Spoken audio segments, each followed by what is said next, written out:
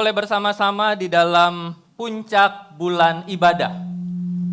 Jadi kita sepanjang bulan Oktober ini kita membahas tentang ibadah yang sejati, dan hari ini di dalam puncak ibadah kita kembali membahas tentang ibadah yang sejati.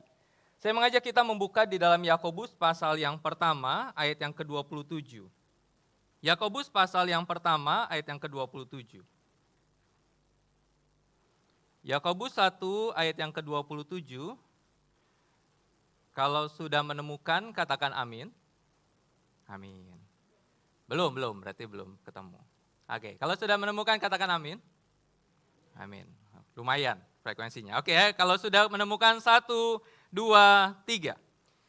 Ibadah yang murni dan tidak bercacat di hadapan Allah, Bapa kita, ialah mengunjungi yatim piatu dan janda-janda dalam kesusahan mereka, dan menjaga supaya diri sendiri tidak dicemarkan oleh dunia.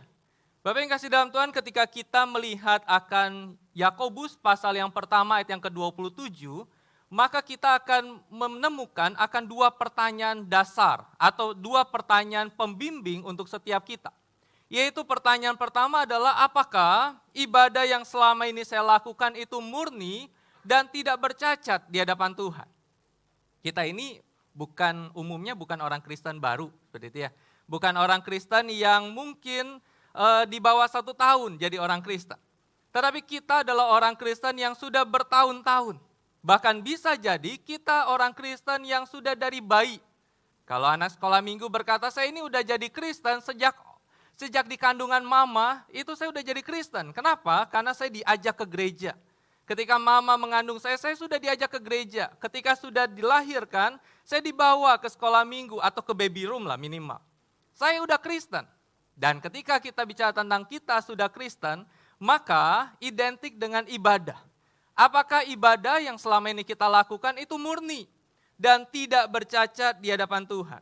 Kemudian yang kedua, apakah saya mengunjungi para janda dan anak yatim yang menderita di sekitar saya? Bapak Ibu, ketika kita bicara tentang pertanyaan pertama, apakah ibadah yang selama ini saya lakukan murni dan tidak bercacat di hadapan Tuhan? Ibadah. Ketika bicara tentang ibadah, maka menggunakan kata triskeia, atau di dalam bahasa Latin itu menggunakan kata religio. Nah, religio atau triskeia ini muncul 4 kali di dalam perjanjian baru. Yang pertama adalah merujuk pada agama Israel. Kalau kita lihat di dalam Kisah Para Rasul 26 ayat yang kelima, maka di sana menunjuk kepada Israel yang beragama atau beribadah kepada Tuhan. Kemudian yang kedua adalah merujuk kepada penyembahan pada malaikat yang sesungguhnya dilarang, yang diingatkan oleh Paulus kepada jemaat Kolose, yaitu Kolose 2 ayat yang ke-18. Kemudian yang ketiga, sebanyak 2 kali Yakobus menuliskan itu ketika bicara tentang praktik iman kekristenan, yang kita lihat di dalam Yakobus 1 ayat 26-27. Sehingga ketika kita fokus kepada Yakobus ini, maka kita bisa melihat bahwa apa sih arti ibadah itu, atau apa arti dari triskeia atau religio itu. Maka triskeia atau religio itu bisa berarti agama, bisa berarti sebuah kesalehan, bisa berarti sebuah jiwa keagamaan yang mengikat seseorang. Sehingga ketika dikatakan bahwa seseorang itu beribadah, sesungguhnya dia sedang mengikatkan diri kepada sang pribadi itu. Ketika dikatakan dia adalah seorang yang sedang beribadah beragama, sesungguhnya dia dituntut untuk mempunyai kesalehan hidup di dalam kehidupannya sebagai anak-anak Tuhan. Sehingga ketika kita melihat tentang kata ibadah itu sendiri, bicara tentang tanggung jawab manusia kepada sang pencipta. Kita semua setuju bahwa kita ada, manusia ada, karena ada yang mengadakan. Kita semua setuju bahwa manusia ada bukan karena sebatas manusia ingin ada. Kita semua setuju bahwa manusia ada karena ada yang membuat sehingga manusia itu ada. Dan kita tahu siapa yang membuat itu, siapa yang menciptakan itu, adalah Allah sebagai sang pencipta itu. Sehingga ketika kita melihat akan ibadah, maka kita menemukan 2 realitas mendasar tentang ibadah. Yang pertama, manusia kenapa beribadah? Karena manusia diciptakan menurut gambar dan rupa Allah. sehingga manusia mampu memberikan tanggapan yang sesuai dengan kepercayaannya, dengan sikapnya, dengan perilaku yang dipilih secara sadar. Ini menjadi menarik. Ketika dikatakan, kenapa kamu ibadah? Kenapa kamu setiap minggu harus bangun pagi dan kemudian kamu harus siap-siap datang ke gereja untuk beribadah? Maka kita katakan, karena saya ini diciptakan Tuhan, menurut gambar dan rupa Tuhan. Sehingga karena saya diciptakan Tuhan menurut gambar dan rupa Tuhan, maka saya punya kepercayaan itu. Saya punya sikap itu, saya punya perilaku yang dipilih secara sadar. Bapak Ibu yang datang pada pagi ini, kondisinya sadar atau enggak? Bagaimana saya bisa tahu Bapak Ibu sadar?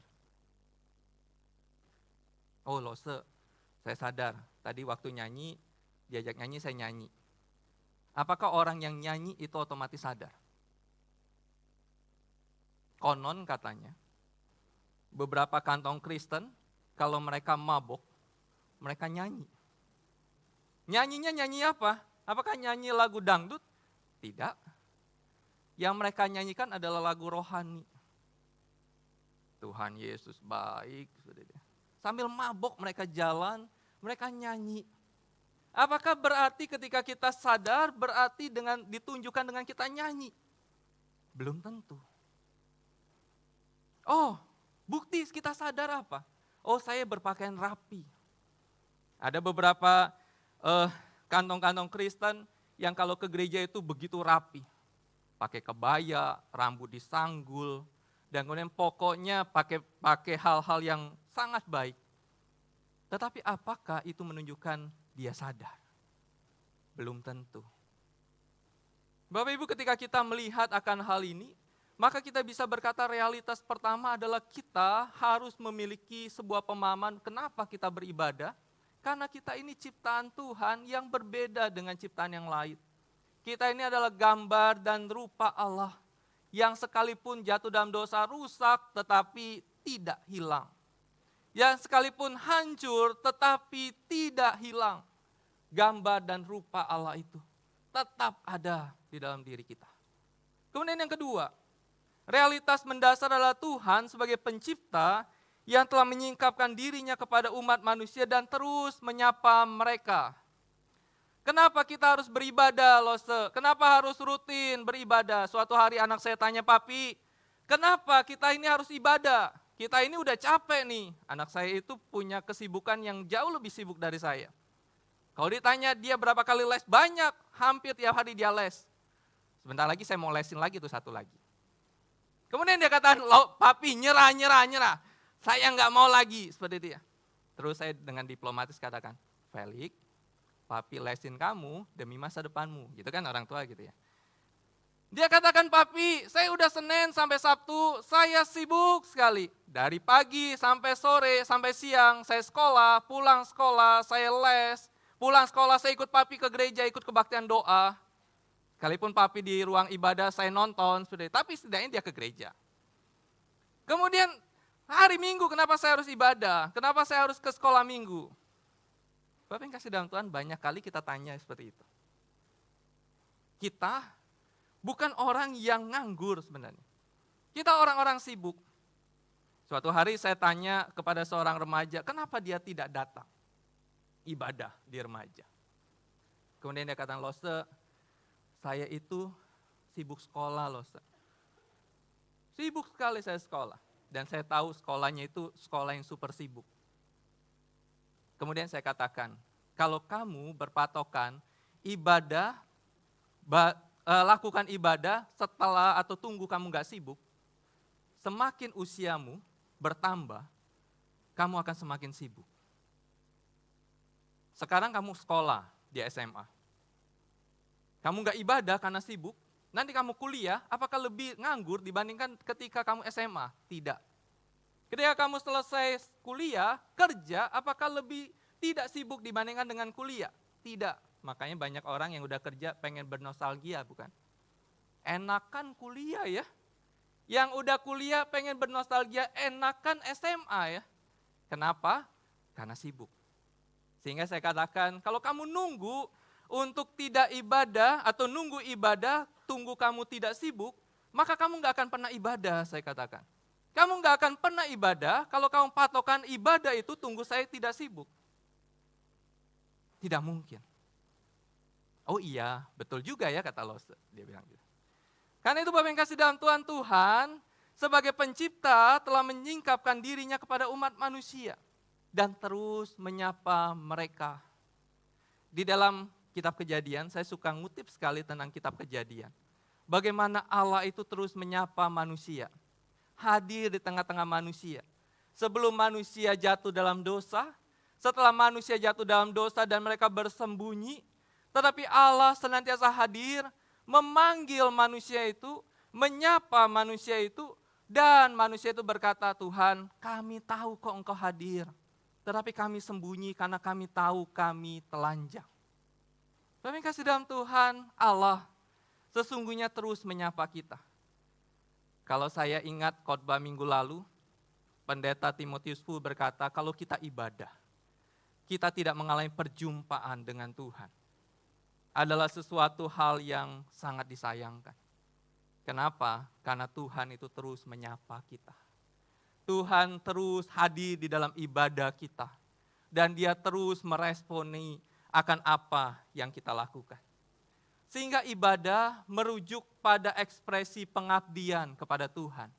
Melalui tindakan pemujaan, pengorbanan, dan doa dalam berbagai ritual pemujaan itu sendiri. Sehingga suatu kewajiban atau aturan-aturan yang harus dilaksanakan seseorang di dalam hubungan dengan Tuhan atau sesama dan alam sekitar ketika kita beribadah kepada Tuhan. Sehingga apakah ibadah yang selama ini saya lakukan itu murni dan tidak bercacat di hadapan Tuhan? Bapak Ibu, kita akan fokus kepada dua kata ini, murni dan tidak bercacat di hadapan Tuhan. Apa sih arti murni yang digunakan oleh Yakobus dalam bagian ini? Maka dia gunakan kata katharos. Katharos itu berarti bersih, tidak ada kotoran, itu murni. Bapak Ibu, saya punya botol minum.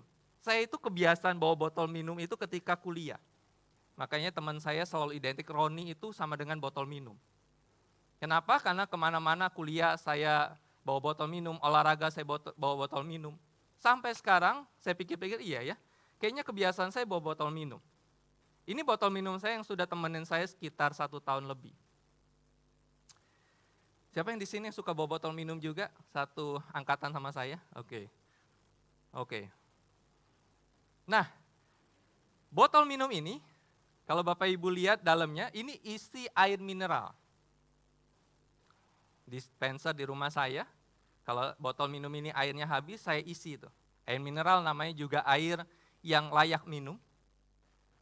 Apakah isi air di dalam botol ini bisa saya katakan airnya murni atau tanpa atau tidak ada kotoran? Belum tentu. Air yang dituang ke botol minum ini bisa jadi tanpa adanya kotoran. Tetapi saya itu suka minum, dan anak saya sayangnya dia suka juga minum botol minum saya. Dia minum itu bukan dijedah, tetapi kami itu minum ditempel. Habis makan, nempel, minum. Habis apa, nempel, minum. Sekalipun diisi dengan air yang layak minum, air yang tidak ada kotoran, ketika saya sesekali suka lihat, kok ada yang ngambang-ngambang ya? Kok ada yang putih-putih melayang-layang ya? Itulah yang dimaksud Yakobus. Yakobus maksudkan bahwa ibadah yang murni itu adalah ibadah yang bersih, ibadah yang tidak ada kotoran, ibadah yang betul-betul dengan motivasi yang betul untuk Tuhan, betul untuk Allah, betul untuk kemuliaan nama Tuhan. Bersih, murni, tidak ada motivasi apapun. Bapak Ibu, ketika kita melihat akan hal ini, coba di waktu 1-2 detik ke depan, kita berpikir, benarkah ketika saya beribadah betul-betul murni, betul-betul untuk Tuhan, betul-betul kita mengalami yang namanya semuanya untuk Tuhan? Atau ada motivasi-motivasi terselubung di dalam ibadah itu.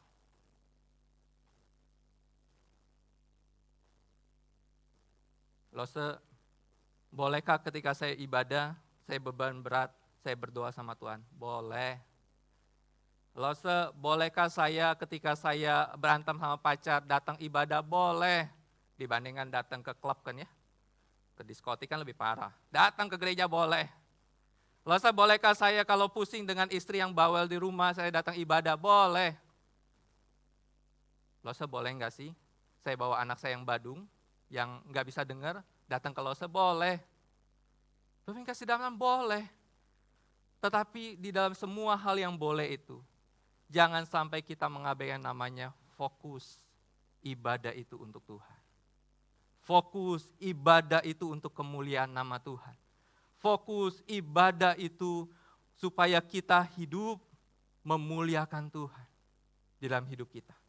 Kemudian tidak tercemar menggunakan kata amiantos. Sepenuhnya tanpa celah. Sepenuhnya tidak ada cacat.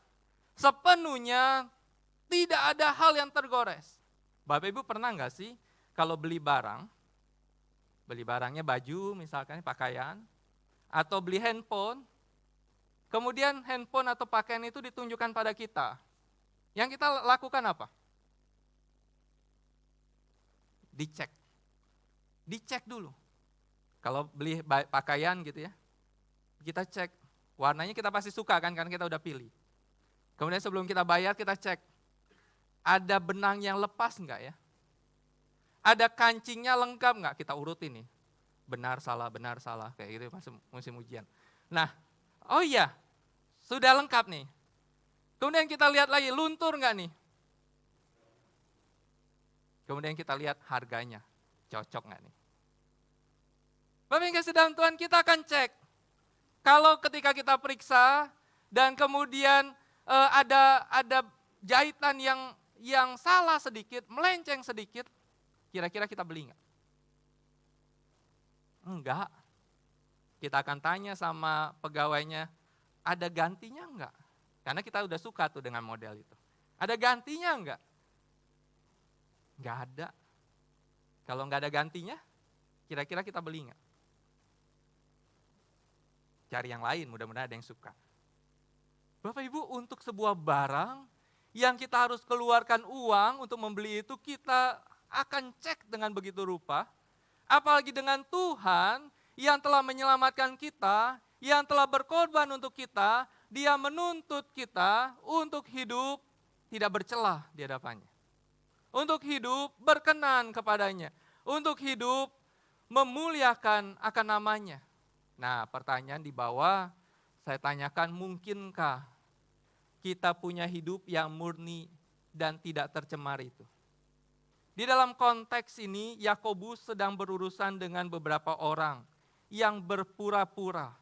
Orang-orang ini aktif dalam kehidupan bergereja dan beribadah secara teratur. Namun hati mereka tidak benar di hadapan Tuhan. Di dalam zaman Yakobus, ibadah itu bagi orang-orang pada masa itu sangat penting. Seberapa sibuk mereka, seberapa jabatan mereka, ibadah itu sangat penting. Dan orang yang beribadah sangat bangga saat mereka beribadah. Bapak Ibu, kita kalau beribadah, bangga enggak ya? Apakah kita bangga beribadah? Apakah kita bangga beribadah di GK Karawaci? Apakah kita bangga beribadah di hadapan Tuhan? Orang-orang pada masa itu mereka bangga saat mereka beribadah. Tetapi sayang Yakobus melihat, dia ini sebagai gembala jemaat.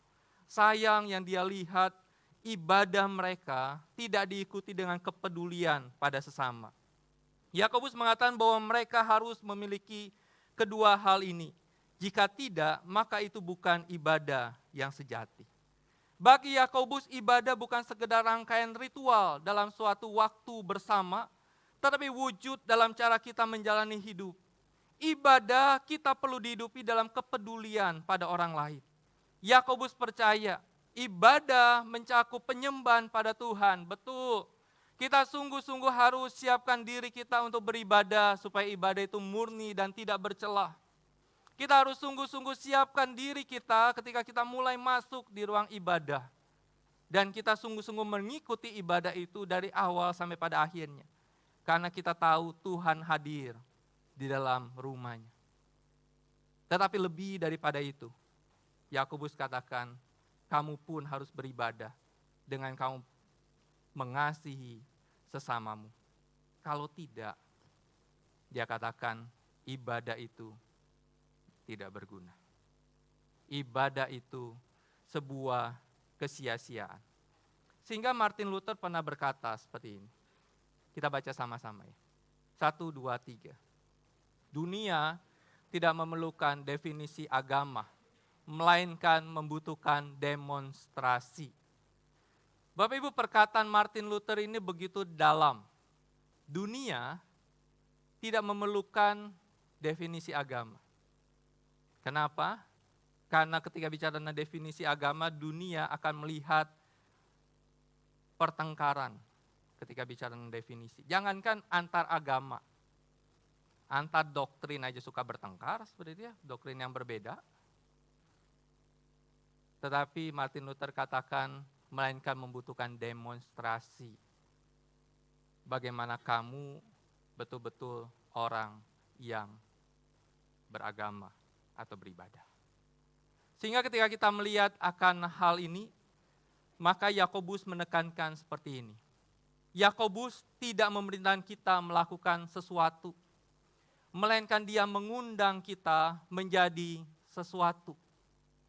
Kita seringkali bosan dengan kekristenan, bosan dengan ibadah karena kita menganggap bahwa kita selalu diperintah melakukan sesuatu. Kita selalu diperintah untuk mengerjakan sesuatu. Bosan. Tetapi Yakobus tidak memerintahkan kita melakukan sesuatu. Tetapi dia mengundang kita menjadi sesuatu. Menjadi apa? Menjadi seseorang yang peduli. Memang ada orang Kristen yang tergoda untuk berpikir bahwa seseorang dapat memiliki hubungan pribadi dengan Yesus tanpa peduli dengan orang lain. Pokoknya saya dengan Tuhan lah, vertikal. Saya nggak peduli orang lain mau apa, saya nggak peduli, yang penting saya dengan Tuhan. Kita seringkali tergoda seperti itu. Makanya ada orang yang bilang gini, kalau tidak hati-hati orang bilang gini, udah kalau ke gereja itu jangan lihat manusianya, lihat Tuhan. Nah, orang-orang seperti itu seringkali adalah orang-orang yang suka atau pernah disakiti. Sehingga dia tidak peduli dengan sesamanya lagi. Udah nggak perlu, kalau misalkan hamba Tuhan nggak salamin kamu terus senyum sama kamu, ya nggak apa-apa, lihat Tuhan. Kalau kamu bertahun-tahun duduk di tempat yang sama, dan kemudian nggak ada yang salamin kamu, menyapa kamu, bahkan tahu namamu, nggak apa-apa, ingat dan lihat Tuhan. Fokusmu sama Tuhan aja. Banyak orang Kristen yang seringkali tergoda hanya sebatas hubungan pribadi dengan Kristus tanpa peduli dengan orang lain. Tetapi hubungan pribadi dengan Yesus itu penting, bukan tidak penting. Fokus ibadah, sungguh-sungguh fokus kepada Tuhan itu penting, bukan tidak penting. Tetapi hubungan itu kan selalu menggerakkan kita pada peduli pada orang lain.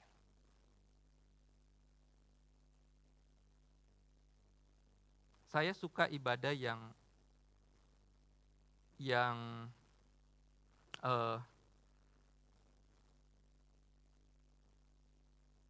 merasuk hati. Ibadah yang menyentuh hati, saya suka. Saya suka terkadang ketika ibadah saya suka nangis. Karena terharu dan digerakkan oleh Tuhan. Saya suka ibadah dengan semangat, saya suka. Tetapi saya percaya Tuhan lebih suka. Tidak hanya satu sisi. Tetapi sisi lain, Tuhan juga suka kalau kita peduli pada orang lain. Kalau kita care pada orang lain. Kalau kita peduli dan mempedulikan orang lain. Siapa yang menjadi objek kasih dalam penerapan ibadah keseharian kita? Maka Yakobus katakan mengunjungi yatim piatu dan janda-janda dalam kesusahan mereka. Bapak Ibu, pada masa Yakobus, para janda dan anak yatim itu banyak orang Kristen. Tetapi mereka itu dibagi kepada dua kelompok. Kelompok janda dan anak yatim yang secara ekonomi mampu, bahkan cenderung kaya raya. Sekalipun suaminya nggak ada, papanya nggak ada, tetapi mereka diberikan warisan banyak atau usaha banyak. Tetapi lebih banyak lagi adalah para janda dan anak-anak yatim yang kehilangan suami, kehilangan ayah, yang mereka nggak punya apapun. Yang mereka tidak punya apapun secara ekonomi. Kalau kita berhenti pada titik ini, kita akan berpikir gini, berarti mempedulikan para janda dan anak yatim itu hanya sebatas sebuah ide manusia kepada manusia. Hanya sebatas ide antara saya, Yakobus, dengan jemaat yang janda dan anak yatim yang miskin. Kalau kita punya ide itu, menangkap pesan itu, sesungguhnya apa yang kita tangkap itu salah. Kenapa? Next. Lanjut. Karena Allah adalah inisiator dan eksekutor kepedulian dan perlindungan para anak, para janda dan anak yatim. Saya tunjukkan beberapa ayatnya untuk kita. Yang pertama, Keluaran 22 ayat 22-23. Kita baca sama-sama 1, 2, 3. Seseorang janda atau anak yatim, janganlah kamu tindas. Jika engkau sampai menindas mereka dan mereka menjerit kepadaku, pasti aku akan mendengarkan jeritan mereka. Seseorang janda atau anak yatim jangan kau tindas. Berarti mereka mengalami penindasan dari orang-orang Israel yang suka menindas. Jika kamu menindas mereka dan tindasan itu membuat mereka menjerit karena tidak tahan lagi dengan penindasan yang kau lakukan, maka di dalam kitab Keluaran dikatakan pasti aku akan mendengarkan jeritan mereka. Dan kalau pasti aku akan mendengarkan, bukan hanya dengar. Bukan hanya, oh iya para janda dan anak yatim itu sedang menjerit. Bukan hanya lihat, oh iya para janda dan anak yatim itu sedang kesusahan. Tetapi ketika dikatakan mendengar jeritan mereka, sesungguhnya Tuhan katakan, aku akan turun. Aku akan turut campur tangan, membela mereka, menegakkan keadilan atas mereka. Mazmur 68 ayat 6. Kita baca sama-sama, 1, 2, 3. Allah di kediamannya yang kudus adalah Bapa bagi anak yatim dan pembela bagi para janda. Ada dua kata penting atau kata menarik di situ ketika bicara tentang Allah yang dilakukan oleh Allah, yaitu dia sebagai Bapa bagi anak yatim. Karena anak yatim kan nggak punya Bapa ya. Jadi Allah memposisikan dirinya sebagai Bapa dan pembela bagi para janda. Bapak Ibu, di dalam Alkitab Perjanjian Lama ada kisah menarik. Kisah Elia dan janda di Sarfat. Umumnya di sekolah minggu atau kita memahami kisah Elia dan janda di Sarfat ini, di dalam pemahaman bahwa Allah pelihara Elia. Karena musim kekeringan, musim kemarau yang panjang, tidak ada air, tidak ada makanan lagi, dan kemudian Allah utus Elia kepada janda di Sarfat. Di dalam 1 Raja-Raja 17 ayat yang ke-9 dikatakan, pergilah sekarang ke Sarfat, di wilayah Sidon, dan tinggallah di sana. Ketahuilah, aku telah memerintahkan seorang janda di sana untuk memberi engkau makan.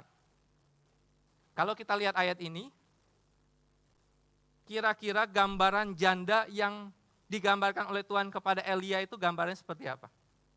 Janda yang bisa memberi Elia makan. Karena apa? Karena Tuhan sudah perintahkan Elia untuk perintahkan janda itu untuk kasih makan Elia. Tetapi ayat selanjutnya, Elia pergi itu ke Sarfat. Next. Kemudian dikatakan sahut perempuan itu. Elia suruh, buatkan aku makanan karena aku lapar. Perempuan ini katakan, demi Tuhan Allahmu yang hidup. Sesungguhnya tidak ada roti sedikit pun padaku. Selain segenggam tepung dalam tempayan dan sedikit minyak dalam buli-buli, sekarang aku sedang mengumpulkan 2-3 batang atau 2-3 potong kayu api. Lalu aku akan pulang, aku akan nyalakan mengadon atau membuat tepung itu menjadi roti, dan kemudian aku akan panggang, dan kemudian aku akan makan bersama dengan anakku. Setelah itu, aku mati. Kalau dikatakan di sana, di dalam ayat sebelumnya, dikatakan, aku sudah suruh perempuan itu akan kasih kau makan. Tetapi dalam bagian katakan, enggak ada. Ada sih, hanya 1 genggam tepung, sedikit minyak, aku akan buat itu jadi roti, aku akan makan, kasih anakku, setelah itu kami kelaparan dan mati dalam kondisi lapar. Tetapi ayat selanjutnya. Ayat selanjutnya dikatakan, sebab beginilah firman Tuhan Allah Israel, tepung dalam tempayan itu tidak akan habis dan minyak dalam buli-buli itu pun tidak akan berkurang, sampai pada waktu Tuhan memberi hujan atas muka bumi. Bapak Ibu, kita seringkali memahami kisah Elia kepada janda di Sarefat adalah sebatas bagaimana Allah pelihara Elia nabinya di dalam masa kekeringan itu. Tetapi kita lupa kisah Elia dan janda di Sarefat pun merupakan kisah bagaimana Allah peduli kepada seorang janda dan anaknya yang hanya tinggal tunggu kematian karena kelaparan. Dan Allah pelihara mereka sampai musim hujan itu datang. Dan kisahnya menarik, tepung itu tidak habis, minyak itu tidak berkurang, dan mereka bisa tetap makan. Sehingga ketika kita melihat akan hal ini, maka kita bisa melihat bahwa Allah itu adalah inisiator dan konseptor kepedulian pada sesama. Jadi jangan berpikir bahwa kita peduli pada sesama hanya sebatas buah pikiran Yakobus, tidak. Tetapi Yakobus menangkap pesan di dalam perjanjian lama, dan dia lihat kondisi para janda dan anak yatim pada masa pelayanannya. Dan dia ingat bahwa harus ditolong, karena Tuhan telah terlebih dahulu menolong para janda dan anak yatim. Sehingga apakah saya mengunjungi para janda dan anak yatim yang menderita di sekitar saya? Ketika kita melihat akan hal ini, mengunjungi menggunakan kata episkeptomai. Nah, episkeptomai itu adalah mengunjungi, menyelidiki, mengawasi, memperhatikan, memeriksa dengan cermat, berinvestasi. Dalam Alkitab kata ini mempunyai arti mengambil tanggung jawab untuk merawat seseorang. Dan hubungan yang dibangun mengunjungi ini bersifat konsisten dan bertahan lama. Perlu kerendahan hati untuk menyangkal diri dan peduli pada sesama. Perlu kepedulian memeriksa dan kemudian berupaya untuk menolong sesama. Kepedulian pada seseorang bisa terjadi saat kita fokus, mengalihkan fokus kita dari diri sendiri kepada orang lain. Mengunjungi melebihi kunjungan sosial belaka. Kita itu seringkali jatuh kepada kunjungan sosial. Ke panti. Karena itu ada beberapa orang tua itu tidak mau merayakan ulang tahun anaknya di panti. Seakan-akan peduli sama panti, anak-anak yatim piatu di panti, tetapi sesungguhnya mereka sedih karena mereka tidak dirayakan ulang tahun sama orang tua. Mengunjungi di sini lebih daripada kunjungan sosial. Mengunjungi di sini lebih daripada kita berhenti di lampu merah, lihat pengemis dan kemudian kita kasih uang kecil untuk mereka. Tetapi di sini bicara tentang melihat dan memeriksa. Gambarannya seperti apa? Gambarannya seperti kita ke dokter. Saya nggak perlu tanya seberapa sering kita ke dokter ya. Kalau kita ke dokter, kita lebih berkesan dengan dokter yang seperti apa? Oke, silakan masuk pasien nomor 75 atas nama Bapak Roni. Saya udah nunggu 2 jam, saya duduk, saya masuk ke ruang dokter. Oke, Bapak sakit apa? Batuk, dok. Oke, ini obatnya, silakan tebus keluar. Kira-kira saya berkesan nggak? Enggak. Yang kita berkesan apa? Oke, silakan masuk Bapak Felix nomor 1500, karena udah nunggu 24 jam. Oke, sakit apa? Silakan duduk. Sakit apa? Oh, sakit ini dok. Oke, kita coba Periksa dulu ya. Diperiksa tuh. Silakan duduk. Berapa hari lalu kehujanan ya? Iya nih dok, kehujanan. Saya naik motor. Oke. Enggak pakai helm? Enggak sih dok, ditilang ya. Ya enggak lah ya, ke dokter ditilang. Nah, oke. Habis kehujanan enggak keramas ya? Iya sih dok, enggak, langsung tidur. Oh iya, oke. Periksa darah ya, karena sekarang musim DB. Oke dok. Kira-kira di antara dua contoh ini, kita pilih dokter yang mana? Yang kedua kan? Dokter yang enak diajak ngomong, mendiagnosa, dan kemudian memberikan obat yang tepat. Memeriksa di sini kurang lebih seperti itu. Memeriksa di sini kurang lebih gambaran tentang seorang dokter yang seseorang yang mengunjungi seseorang, datang kepada seseorang karena mempunyai tanggung jawab untuk merawat mereka. Dan kisah Alkitab yang menarik adalah orang Samaria yang murah hati. Orang Samaria yang murah hati itu dikisahkan oleh Yesus bagaimana ada orang yang terluka, dan kemudian ada beberapa tokoh yang melihat, tetapi mereka lihat dari jauh, dan kemudian mereka berjalan, tinggalkan, tidak peduli. Mereka lihat, mereka tahu ada orang yang terluka, tahu. Mereka tahu ada orang yang sedang terkapar, tahu. Tetapi mereka tahu, pergi. Tetapi dikisahkan orang Samaria ini tahu, dia turun, dia mendekati, dia membersihkan lukanya, dia balut lukanya, dia naikkan ke atas tunggangannya, dia bawa ke tempat penginapan, dia suruh tempat penginapan itu, izinkan dia menginap di sini, ini uangnya. Kalau aku kembali lagi, maka kalau kurang uangnya aku akan ganti. Itu mengunjungi. Itu yang dimaksud oleh Yakobus ketika bicara tentang mengunjungi anak yatim dan para janda. Yakobus memilih dua kelompok ini karena mereka adalah kaum marginal pada masa itu. Bapak Ibu jangan bayangkan bahwa kepedulian pada janda dan anak yatim seperti kepedulian bangsa kita kepada mereka. Secara hukum di negara kita, secara undang-undang di negara kita, anak yatim dan fakir miskin dipelihara oleh negara. Tetapi masa itu tidak. Mereka membutuhkan belas kasihan dari sesama. Dan mereka kalau tidak menerima belas kasihan, ya mereka akan mengalami penderitaan yang begitu besar.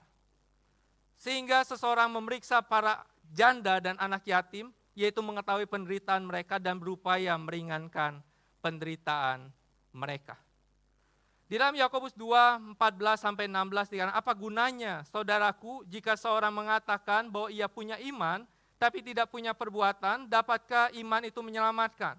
Jika seorang saudara-saudari tidak mempunyai pakaian dan kekurangan makanan sehari-hari, dan seseorang dari kamu berkata, selamat jalan, kenakan kain panas, dan makanlah sampai kenyang, dapatkah ia tidak memberikan padanya apa yang perlu bagi tubuhnya, apakah gunanya itu? Itulah yang dilakukan oleh Yakobus. Sehingga kita akan melihat ini. Ibadah yang murni dan tidak bercacat mengubah cara kita menjalani hidup. Ibadah yang murni dan tidak bercela itu aktif, bukan pasif. Ibadah aktif saat beribadah di gereja dan aktif dalam pelayanan pada orang lain. Sehingga saya bisa katakan di mana dunia dan orang mengabaikan kaum marginal, maka disitulah gereja dan anak Tuhan harus hadir untuk mempedulikan. Bapak Ibu, saya minta 2 orang maju bantu saya yuk. 2 orang volunteer bantu saya. Silakan. Enggak diapa-apain, saya enggak bawa apa-apa kan? Silakan 2 orang.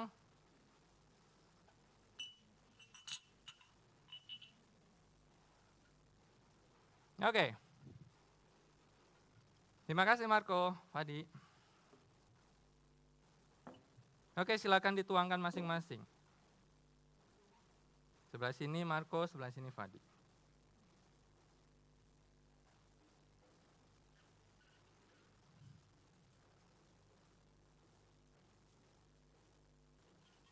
Hati ya.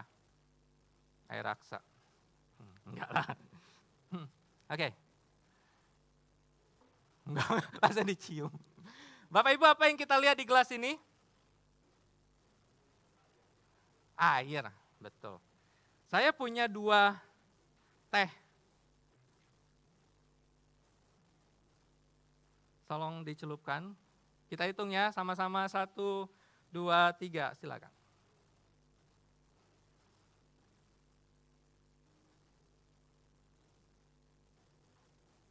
Ayo, siapa yang menang? Ayo.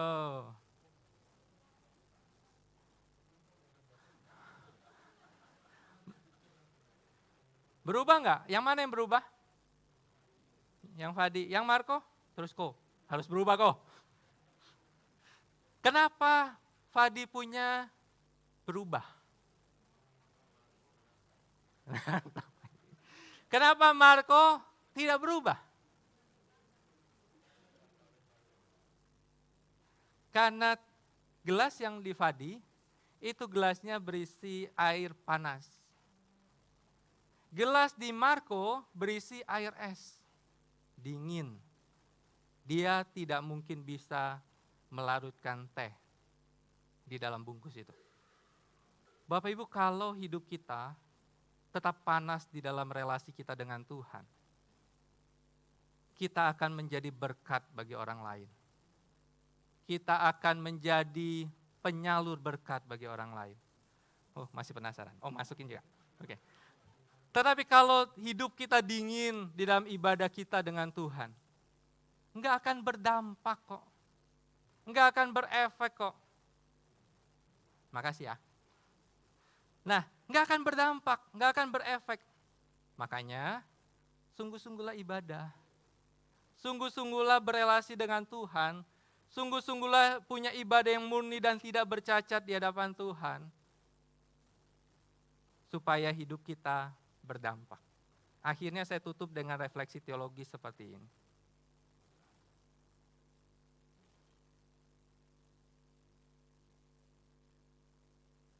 Kita membutuhkan pertolongan Allah, memakai kita untuk setia beribadah, dan menjadi Allah Tuhan yang hidup bagi sesama kita. Dengan apa? Dengan banyak hal. Kepedulian secara pribadi, kepedulian secara komunal, gereja. Kita berdoa.